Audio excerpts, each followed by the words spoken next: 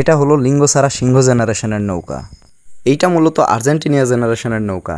এইটা পারিবারিক নৌকা।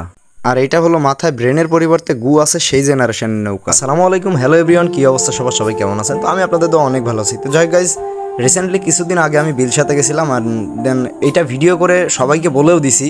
তো যাই হোক, বর্তমানে আসি আমরা হচ্ছে বিলদহর ব্রিজে। আর মূলত নাজিরপুর থেকে আমরা নৌকায় উঠি নাই, বিকজ নাজিরপুর থেকে নৌকাতে যাওয়া একটু ঝামেলার কারণ। আর বিলদহরে সবসময় নৌকা পাওয়া যায়, সো এই কারণে আর কি আমরা বিলদহর থেকেই নৌকাতে উঠছি। তো অলরেডি আমরা নৌকায় উঠে পড়ছি। আর এই যে দেখতে পাচ্ছেন আমরা 15-16 জন, মানে আমরা ফ্রেন্ড সার্কেল আর কি, ফ্রেন্ড সার্কেল ব্যতীত কেউ নাই।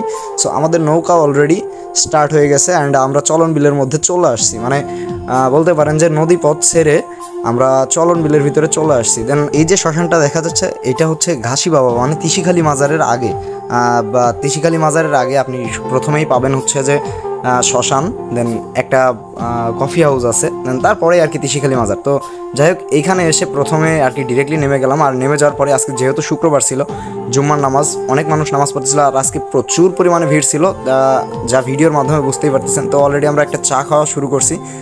তো চার টেস্টটা রাকিব আর মতিনকে দিয়েই আর কি বোঝাচ্ছি, দেখতেই পাচ্ছেন। আর ওদেরকে ভিডিওর মধ্যে কি পচাবো আমি, ওরাই আমাকে পচায় দিচ্ছে। আর এখানে প্রচুর ভিড় ছিল, যার কারণে আমি আর বেশিক্ষণ দেরি করলাম না, ডিরেক্টলি নৌকাতে চলে আসি। আর বৃষ্টিও যেহেতু চলে আসছিল, দেন রান্নাবান্নার কাজ চলতেছিল, তো আমরা অলরেডি নৌকা ছেড়ে দিছি।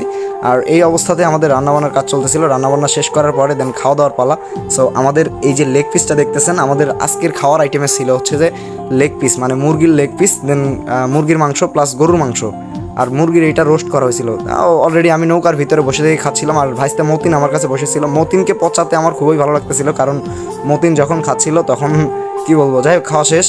তো খাওয়া শেষ করে ছাদের উপরে আসছি। আর এই যে একটা মোজো দিয়েছিল আমাদেরকে, তো এই মোজোটা ছাদের উপরে বাতাসের ফিল নিতে নিতে খাচ্ছিলাম। আর এটা হচ্ছে নৌকার ছাদ। আমাদেরকে খাওয়া দাওয়া করানোর জন্য শাকিলেরা ছিল। দেন ওদের খাওয়া দাওয়া লাস্টে, মানে আমরা যা খাইছি, দেন খাওয়ার পরে যা বাঁচিছে ওইটাই ওরা খাইছে। আর মূলত এই আয়োজনটা করা শাকিল আর মাসুম, যেহেতু সবাই চাকরি বাকরি করে বা কেউ ব্যবসা বাণিজ্য করে, যার কারণে আর কি সময় পাই না আমরা। তো অলরেডি আমরা বিলসাতে চলে আসছি আর এই বিলসাতে আসার জন্যই অপেক্ষা করছিলাম। আর রাকিবও 1 বছর পরে যেহেতু কোথাও বের হয়েছে, রাকিব 1 বছরের ভিতরে কোথাও যায় নাই, যার কারণে ওর মনটা প্রচুর পরিমাণে খারাপ ছিল। তো ওকে নিয়ে আসার জন্য ও এত পরিমাণে এক্সাইটেড ছিল বিলসাতে আইসা, যে বলার বাইরে, যা আপনারা ভিডিওর মাধ্যমেই বুঝতে পারবেন। কেননা রাকিবের যেই এক্সপ্রেশন ছিল, মুখের যেই হাসি ছিল, ওইটা বলে বোঝাইতে পারবো না।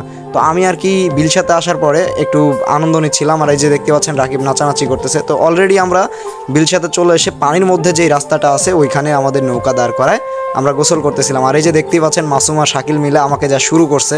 আমি যেইখানেই যাই, এর আগেও মূলত কক্সবাজারে গেছিলাম, কক্সবাজারে গিয়েও এই সেম অবস্থা। আর এই যে গোসল শেষ করে আমরা নৌকাতে উঠলাম, আর নৌকাতে উঠার পরে যে দেখতে পাচ্ছেন যা শুরু হয়েছে। যাই হোক, সবাই প্রচুর পরিমাণে নাচানাচি করতেছিল, প্রত্যেকটা নৌকাতেই অনেক মানুষজন ছিল আর সবাই নাচানাচি করতেছিল, প্রচুর পরিমাণে সাউন্ড বক্স। আর আমি একটা কথাই বলবো, যে যেখানেই থাকেন বা যেভাবেই যান, সবাই সাবধানে থাকবেন, কেননা একটি ভুল আপনার জীবনের মূল্যবান সময়টুকুকে নষ্ট করে দিতে পারে। তো যাই হোক, আজকের মধ্যে পর্যন্ত।